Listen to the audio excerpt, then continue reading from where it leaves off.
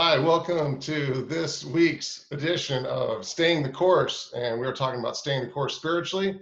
If you've been joining us along these podcasts, our athletic department at Concordia University is excited to share, all the different aspects of growing as a student athlete.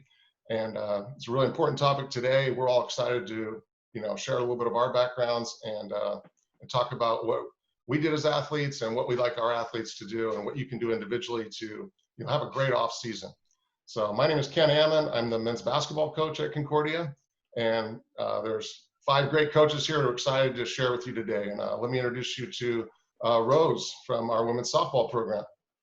Hi, everyone. I'm Rose. I am an associate head coach with women's softball, and I just want to give a shout out to our admin staff, our athletic admin staff, for putting this together. I've been really affected by these podcasts, and it's been really cool for me to see coaches in a different light. And then even in my time with this group here, getting to know you guys a little bit more and differently has been super cool. So I'm going to pass it off to Benjamin. Hey everybody, my name is Benjamin Hinkfoot. I am one of our track coaches at Concordia University Irvine. I do work with our sprinters and our hurdlers. To all the athletes out there that are watching this, this is basically a really long TikTok video. So it's you just kind of keep watching it, and there's no music in the background, but it'll be great. You're going to learn a lot of good things. And let me pass it off to Jenny. Hi, you guys. My name's Jenny Griffith, and I am the new beach volleyball coach. This is my first year. I just finished my master's program and put it in the put my last paper in on Tuesday, and so I'm official. So very excited, looking forward to today to hear about with these incredible coaches. So to Eric. Hey guys, I'm Eric Kirsch, men's assistant soccer coach. Super excited about this podcast. I'm excited to touch your hearts, and like to start off with prayer and kick us in and let it flow. So if we could bow our heads, or we could stare at each other, whichever one you want. I'm going to bow my head though and pray. So dear Heavenly Father, thank you for today. Thank you for the technology that we can reach out to these kids and whoever else is listening, to touch their hearts. Speak through us. Let us hear your thoughts. Let us hear and be brave, to be bold, and to talk, say the things that need to be said so we could touch hearts and heal. And during this time, touch a beautiful ray of light on the situation and not darkness. In your name, we pray. Amen. Amen. Amen. Thank you, Eric. Yes, so this is, just a really unique time in history, really, and certainly in our lifetimes. So who'd like to share first? Rose, you want to talk about some of the things that are important to you and your program and that you guys do? Sure. I will just kind of speak specifically about what we do in the softball program. What I think has been really, really important for our program and the student athletes that are in it is that they have an opportunity to be themselves and be honest with just their own thoughts and feelings related to their faith. So we start every season with a theme for the actual playing season, so the athletic side of it, and then we have a team verse. And then our head coach and staff, we set up devotions. But the really cool part about this is that we also have another side where our student athletes sign up for their own devotions, and it's kind of cool to see people actually share things that are important and applicable to them around the whole team, not just people that they're super comfortable with. So it's it's set up in a volunteer manner. You don't have to sign up, but it is something really cool. So that's how we start practice with, hey, how's everything going? We start checking in with everybody, and then we start with a devotion. It's not every day, it's according to the schedule, and then we head off to practice. So the specifics of what we do is really organic and team-led, with the overriding theme that your coaching staff is there to support, but way more powerful and way cooler when you hear from the people that you coach rather than hearing from your coaches. So anybody else? One of the things I love about that, like you talked about, you have your players are talking to each other, and I think that's one of the coolest things when you're experiencing life with someone else that's doing something very, very similar. In the college environment is so unique, and right now it is so unique because we're all spread out and doing things in different areas and doing them in our home and different things like that. But one of the things that we do in the track program is we meet with each one of our athletes one-on-one as coaches once a month. Some people like to do that a little bit more. Some of my hurdlers are a little bit, I don't want to say needy, but they just enjoy talking a little bit more. So we do that, but it's again, one of those things where we can just really talk about, like Ken said, how are we doing and developing in these different areas of our life? Are we spending maybe a little bit too much effort in one area and not focusing on some of the other things? And what I love about what we're talking about today is this is the most important thing. Our spiritual lives are the most important thing that we can focus on and spend time doing. And we're going to hear from, some other people today that focusing on this here and now in this time in your life can be a really, really good and positive thing. Ben, that's awesome. It's kind of like, I look at it, I'm listening to Rose and listening to Ben and Ken, and it kind of ties into what I kind of thought about during this time is, what I looked at, I saw Proverbs 16:27, idle hands are the devil's workshop. I looked at Romans 12:12, be joyful in hope, patient in affliction, faithful in prayer. I thought about God doesn't do anything by accident. He's the perfect creator. So I kind of thought when I first hit this time is what are you doing, Lord? And I looked at it and I thought, what's going on? And then I realized he just slowed us down. He slowed me down to start having those relationships that I've been kind of lagging on, being at the dinner table, playing games with the family, just certain things. I think we lost the art of that as a culture. And I think slowing it down has kind of been my kind of theme and I think it's awesome to kind of look at that as a positive. I know it's kind of man, I want to keep going on my motorcycle and Ferrari 120 miles an hour. But I think I need to, get off and put my feet in the sand and appreciate what the Lord has given us. So I kind of went into that. This is not intentional. And it kind of goes into what you guys are talking about is, looking at those activities and the things you can do for your teammates. I think that's amazing. And the culture that Concordia has, it's just phenomenal. How the biggest muscle for us is our spiritual. That's our biggest muscle, and that's what we hit you with when you play us. And I think that's incredible. That's bigger than any weapon, any home run hitter, 3-point shooter, outside hitter, right? Hurdler, that's bigger. That's huge. So I think when I tie that in is, I get emotional, is that God prepared us for this. As athletes, we're all in this stage where you guys are young. I'm older, I'm 50. So, you are in a place where you're building that muscle. So I think God's trying to take the time, to build the spiritual muscle that maybe we forgot. And athletes are built to build that spiritual muscle. You're focused. You've trained. You know how to train and go through the toughest things. You really train hard and you know how to push, even when the result might not be anything on the end. You know that. You might train your hardest and never play. You might train and miss that shot. You might train and not slide in and you might be out. You might hit the hurdle and fall. You might, hit the serve into the net, right? So, but we train because we're learned to push through that pain, through that point in life where we have to say, okay, enough's enough. So I think the athletes are built for that. I think the more that we use the time to build that muscle is the most important. And so, that's from me. I don't want to keep crying. No, awesome. I appreciate the passion. You can always know you're a type of guy that cares a lot about people, and that's a good thing. I want to figure out how to mute the tears.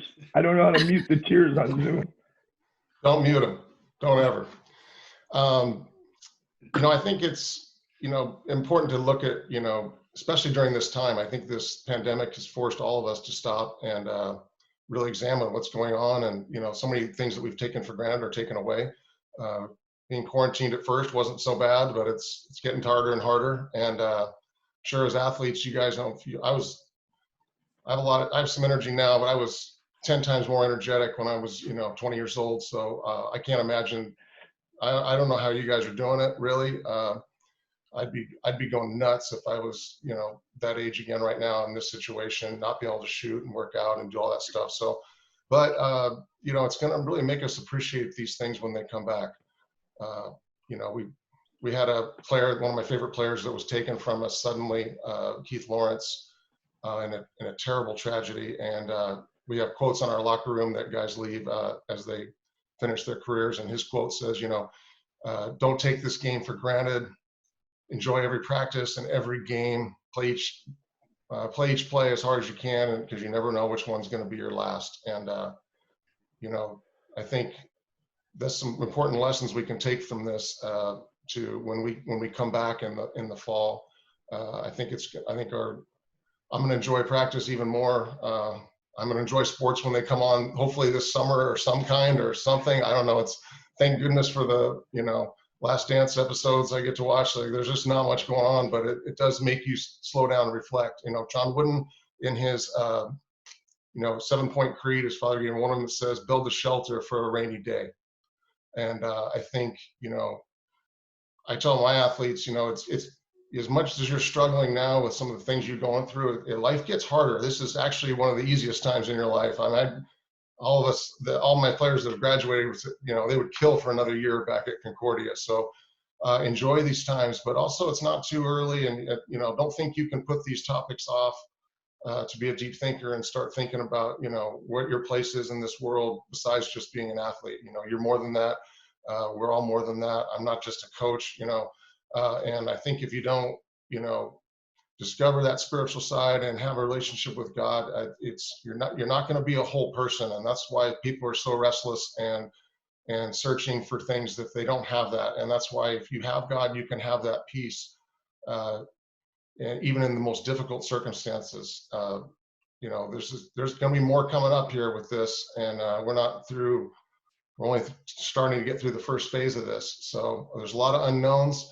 And it's scary when you don't know the future, but really this is just teaching us that we don't know the future. We never know the future. But when you know God, you know the one that controls the future. So I think that's really, really important. But, in building that shelter, you want to do it before the storm hits. I think, so, think about these things and have a relationship with God is so important. And, I think maybe we can all share, how we found the Lord and go through our personal stories, because I think, had I not had Jesus in my life, I don't know how I would have made it through some tough things I went through. And, who knows what's coming up. But I don't know how people do it without him. So, who would like to go first and share? Maybe Benjamin, would you like to talk about how your relationship? Yeah, definitely. For me, I grew up in a Christian home. My dad was a youth pastor. It was actually at a camp in Colorado that I was like, yeah, I'm about this Jesus guy. There's a relationship here that I want. And I was in junior high when that happened. And then through high school and college, it kind of took a little bit of a backseat. Me being an athlete was the most important thing in my life. And I put a lot of time and effort into that, being the best that I could be on the track. And my spiritual life kind of took a hit from that. I stopped going to church. I was somewhat involved in a Bible study, but nothing really too impactful. It wasn't until I started teaching when I graduated from college that I realized that I just didn't have the emotional energy, spiritual energy to be able to care for people in the way that I wanted to. I realized that I was empty. It was actually through a Bible study that I was doing with an organization that I was helping out with called Young Life, that I read this verse in Mark. So in Mark 6, and it was about Jesus sending out the disciples. He empowered them to go out and do something and care for people. And I was at a stage in my life at 22. I was teaching high school, and I wanted to help people, and that's why I got involved in it. And it was so cool all of a sudden to be like, I can be filled up with real power, real things that actually have impact, that I can care for people in a really good and authentic way. And when that happened, it was like, it just clicked. It made sense to me. This relationship with Jesus was the most important thing, because I got to share it with others. And that's what has led me to Concordia, to to coach here, it's the exact same thing. I want to give as much as I can, and the only way that I can do that is getting filled up, through this power of Jesus. And my favorite part about that verse too is I wasn't doing it alone.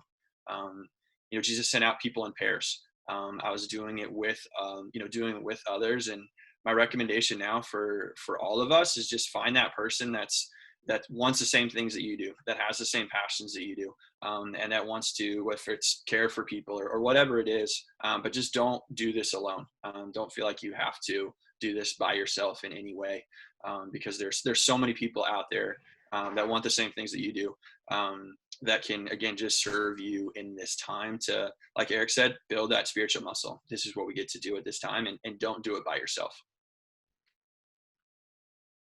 Eric, do you want to speak a little bit more on your testimony and how you've gotten to this point? Yeah, if I could get through it without crying. I think the older I get, the softer I get. Don't tell my players that, though. So anyway, mine's I'm going to give you the real quick version, and obviously the version, the PG-13 version. I played professional soccer over in Europe. I played soccer in college right down the street, UC Irvine. So during my youth, I grew up in a household that the dad was a German Lutheran, strict, disciplined. We worked hard, but there was no rule. We just had to make sure we did everything, our chores and all that, but there was no faith. There was nothing deeper. It was just kind of like, hey, if you don't get caught, you're okay. So there was nothing deeper to dive into, something to look forward to, like a true father, or, my father was great, but at the same time, he was an earthly father, and, that's as deep as it went. So then, I played pro college and never had a faith, never really looked to the Lord. I thought I was the Lord. I thought I was God, and that was dangerous. And then, I looked to, be successful, and anything I wanted, I got, which is, I don't know why I was blessed so much, but if I wanted to be a pro, I was a pro. I wanted to make money, I made money. I wanted to be successful. So everything I asked for, I got, but there was this big black hole, and I couldn't fill it. I tried to fill it with so many different things, and you can imagine things that aren't good for your body, things that aren't good for your mind. And I tried to fill it with that, to hope the happiness would come, the peace would come, and peace never came. And then around 38,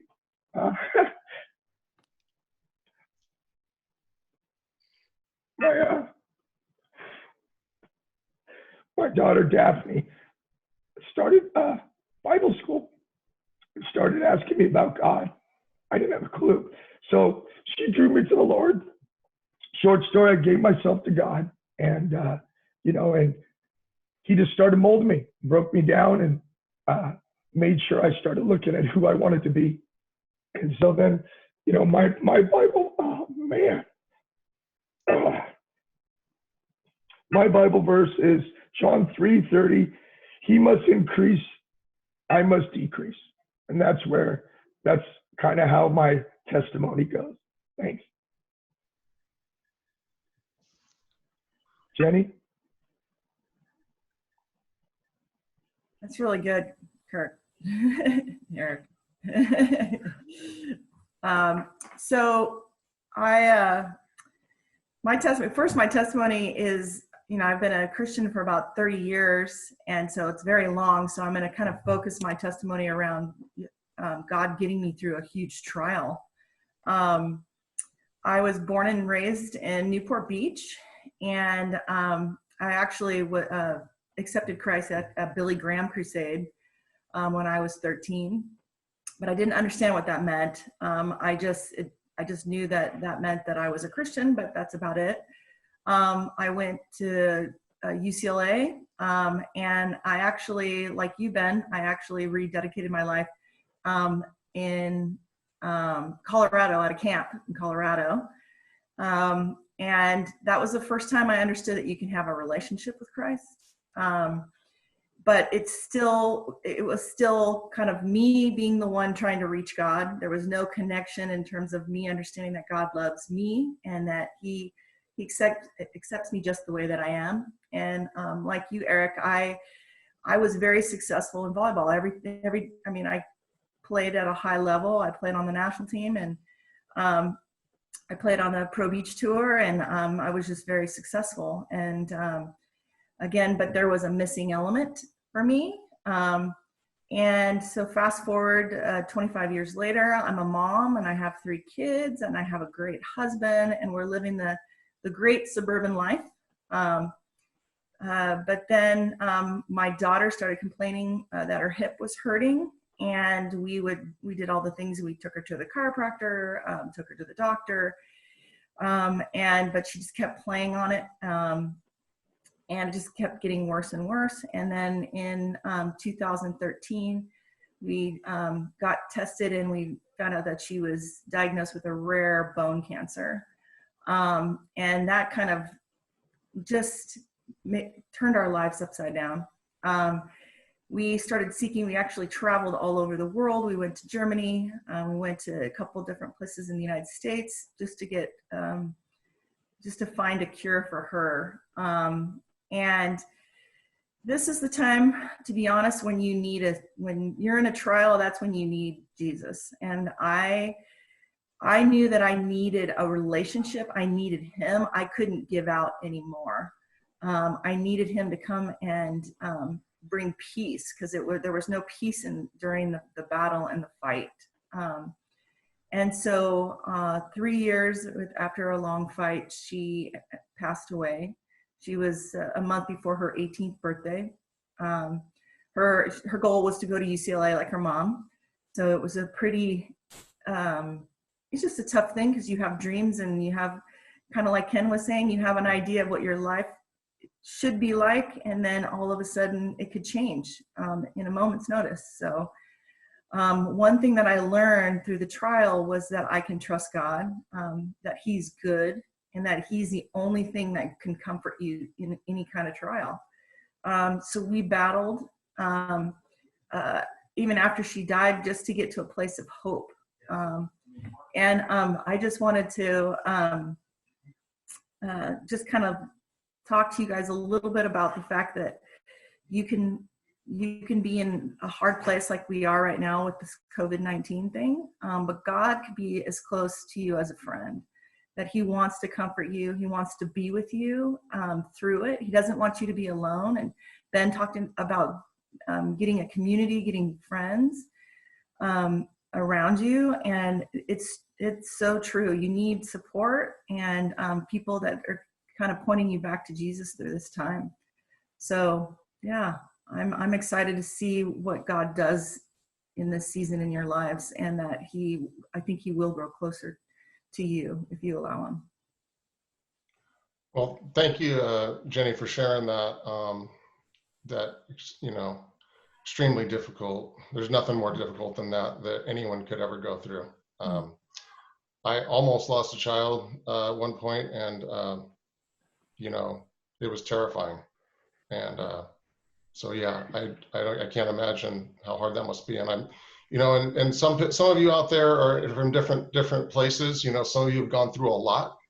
Some of you grew up like I did and didn't go through hardly anything growing up. I mean, I had the happiest childhood. We went on vacation every summer, all summer, and I had not a care in the world. But I love sports.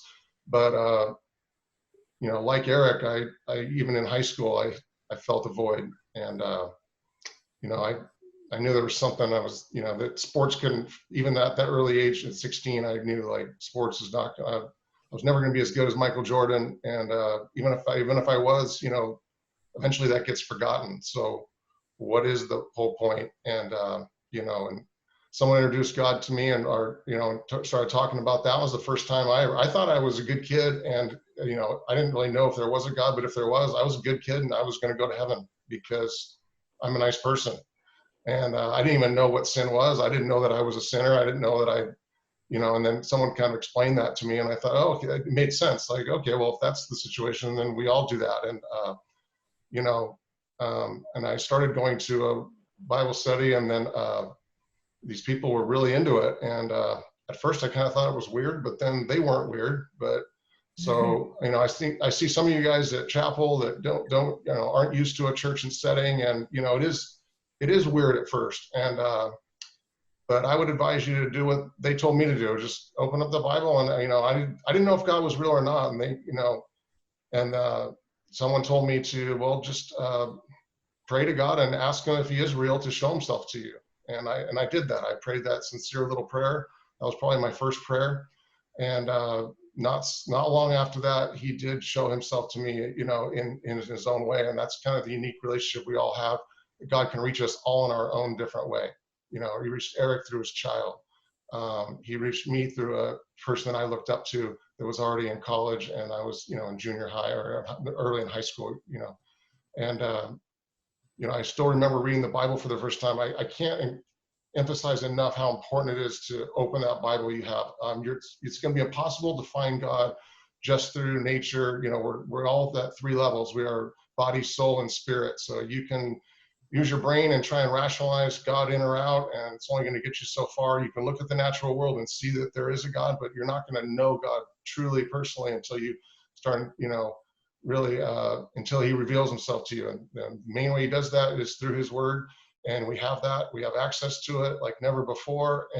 But less and less people, it's the most illiterate biblically generation. Each generation gets more and more illiterate that way. So I remember I had never read the Bible, and I remember opening it up and reading Jesus's words was the most powerful thing to get me to the light to turn on.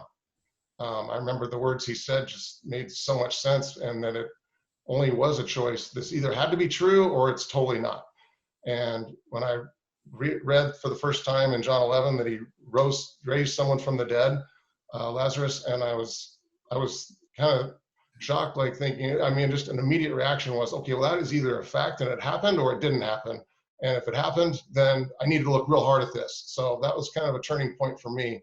And God started showing himself to me slowly. And then, I'm so thankful I had that. And again, I didn't go through too many difficult situations, but when my child was in the hospital 5 years ago, I had no control over that. And I'm so thankful. And I always wondered if I would go through a hard time. They say God is closest when you're going through those difficult times, because, when we're comfortable and, things are easy, it's easy to forget about that part of stuff. So that part of life, and neglect it and let it slip. And that's a mistake. But, when we're in a real storm like that, God was very faithful and was closer to me. I felt closer to him than I've ever felt in my life. So hopefully, I'm sure, Jenny, you felt that too when you went through that extremely, difficult circumstance. And, if you are going through a circumstance like that, it's okay. Some of you guys have experienced, a lot of my players have experienced death at a high level, and it's I can't relate to that personally, but I know that I can tell them, it's okay to ask why, when these things happen. Jesus asked why when he was on the cross, and you might not get an answer. Even he didn't get an answer at that moment, but when at the end, but he will be there for you, and he understands your pain and your anger. So whether you've gone through a lot or a little, I think it's really, really important in this off season to start, do some soul searching and look into some of these things. I think, it's really, really important. Rose, you have some practical things maybe they can do to finish this up? Wow, tough people to follow. Thank you for all that you guys have shared so far. So what I just want to share with you all today is developing some small habits that I think are really helpful, some small habits that I find to be helpful for myself. And then begin to ask yourself some questions of what you're filling your day with and what you're filling your mind with. So a couple questions I ask myself regularly is, how am I spending my morning? What am I reading? What am I watching? And specifically, who am I spending my time with? Even right now, we have an opportunity to spend time with others. We just obviously do that digitally. So I look at the small habits that I developed for myself regarding the topic that we're all covering today. But our spiritual habits are very similar to how we develop our athletic habits. And we do those, we develop those by the decisions that we make, the behaviors that we have, and then the rhythms. All those things help us grow. So the first thing I would recommend and encourage you to do is it's not difficult, but it is a habit. And the first thing that I would do is start your day in prayer. And how you do that is what's so cool about it is entirely up to you. I'll give you a little bit of some guidance of what you can, how you can pray, but things that work for me. I like to use 2 senses when I pray. So I like to verbally out loud pray, and I also like to write it down with the date so I can keep track of who I've been praying for and what I've been praying about. And then when I use both senses, I remember. So I start every day with a prayer, try to, which is what's super cool because my disciplines are always something that I'm working on. So I try to be grateful.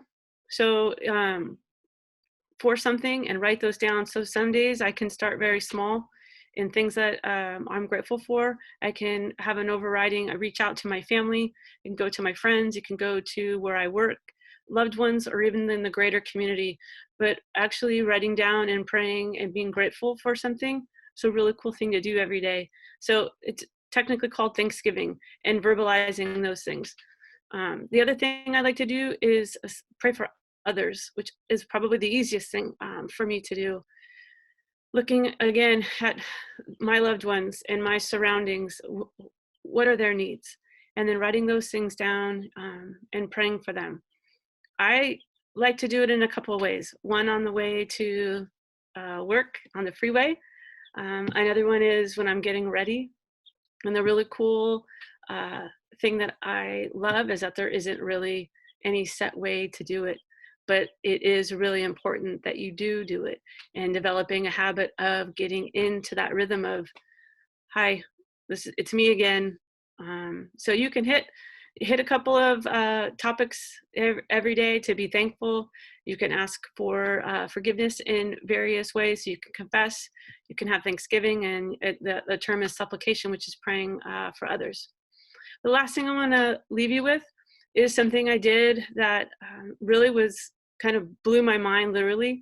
So I think it's really important that we kind of catalog what we spend our time doing. So for a week, I drew a picture, of like a brain or like just a head. And not, I don't draw well at all, so it was brutal. But what I did is I put down little compartments of what I filled my head with. What was I listening to? What music was I listening to? What was I watching? What was I reading?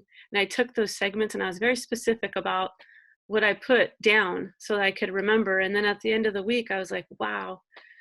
So I want to encourage you to do the same. Start to take some inventory of what you're filling your time with. And it's not an overnight thing, because the way that I actually made this happen for myself was I began to learn how to take out the lyrics of music. So I figured out what I was listening to. I'm like, but the beats were so good. I'm like, I need this. So if you like to work out, you like to run, there's a lot of good stuff that's out there. But the lyrics are awful. So taught myself how to remove the words to songs and still enjoy the music. And that transitioned into finding some worship music that helped me pray, and also helped me on my drive to work. So I was filling my mind with things that were beautiful, which I want to encourage you guys to do in this time. I think it's a great time or a bad time, we should always try to thirst for knowledge and thirst for things that are beautiful, and try to recall in a week what you're filling your brain with, and transition into, what else can I watch? What else could I listen to? And my favorite song that kind of lends itself to testimony, if you guys are looking for a song, which you probably have heard a million times, but there's no better song out there, it's called Splinters and Stones by Hillsong. And if you're talking about the failures in your life and who you think God wants you to be, it's the raddest song ever. But during this time, I challenge you to pray. Pray when you're getting ready, pray on the way to work, have a conversation, and build a habit of being grateful and asking help for others. So that's what I have. Well, you bring up a great point, Rose. I'm sorry, Rose, about habits, and it's scary. Young people are still the best among us. You see what happens when people don't have good habits and what that leads to in their life. A lot of my friends that don't know the Lord and live kind of a selfish existence, it gets it all accumulates. So make sure you focus on these habits now when you're young. It's easier to change and focus on the right things. So remember, you're either getting better or you're getting worse. And if you don't use your muscles, they're going to atrophy pretty quickly. If you don't use your mind, it's going to lose its sharpness pretty quickly. So think about these spiritual things and develop good habits in your life. The wrong way to think is think, oh, I'm going to have my fun now and focus on these things later. That's a scary way to live. It doesn't really work. I've found people that are in their 50s like me that tried to live that way. It doesn't lead. It's the wrong path, and it doesn't lead to a good place. So you're not missing out on anything if you. A lot of people are afraid to become a Christian. They think they can't do fun things. They're not going to have any fun anymore. They're not going to, live a quality life. It's really the opposite. So I think we can all speak to that with our whole hearts on that. And so, think about these things this off season. You got a whole staff at Concordia that loves to talk to you guys about these things if you have questions. I don't force it on my players, and it's probably the first time they've heard some of these things out of my mouth. But I do like to, I'd love to talk, and I'm sure everyone on this panel would love to talk, and there's a lot of really involved, passionate people who care in this athletic department right now. So anybody else have anything else, or do you guys want to sign off? Or all right, hey, thank you guys so much for tuning in, and look forward to seeing you guys in the fall. I miss my players a lot, and I miss I'm looking forward to really seeing the other athletes as well, and even my fellow coworkers. Never thought I'd miss them this much. I miss everybody. So thank you guys, and have a great day. See you later. All right.